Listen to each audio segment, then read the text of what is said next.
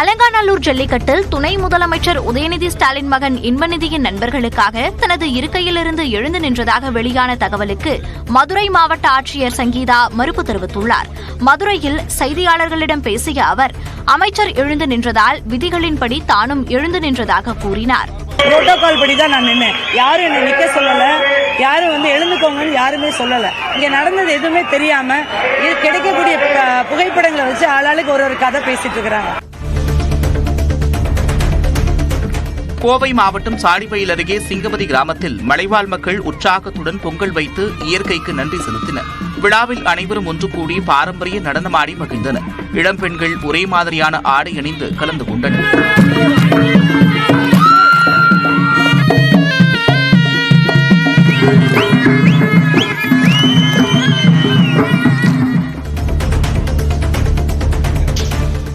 விருதுநகரில் பட்டாசு ஆலை வெடிவிபத்தில் உயிரிழந்த 6 பேரின் குடும்பத்திற்கு தலா 4 லட்சம் ரூபாய் நிவாரணத் தொகையை அமைச்சர் KKSSR ராமச்சந்திரன் வழங்கினார்.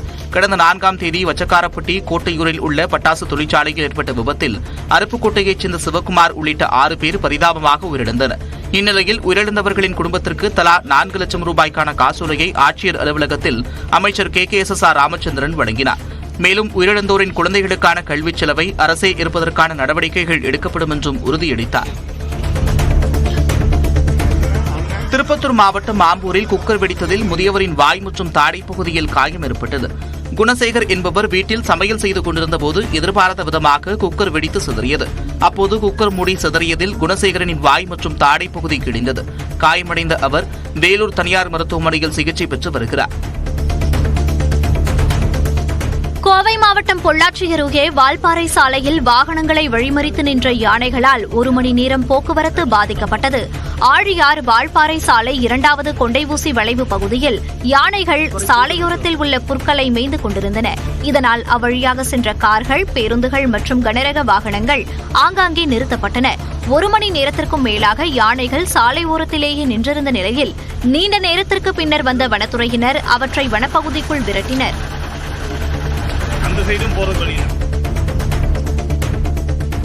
திருவண்ணாமலை மாவட்டம் ஆரணி அருகே மதுபோதையில் இருந்த நபர் பெண்ணை இரும்பு கம்பியால் அடித்து கொலை செய்த சம்பவம் அதிர்ச்சியை ஏற்படுத்தியுள்ளது. ஆரணி அடுத்த கண்ணமங்கலம் அருகே சின்னப்புதூர் கிராமத்தைச் சேர்ந்த ஜோதிலட்சுமி என்பவர் தனது வீட்டின் பின்புறத்தில் கொட்டகை அமைத்து ஆடுகளை வளர்த்து வருகிறார்.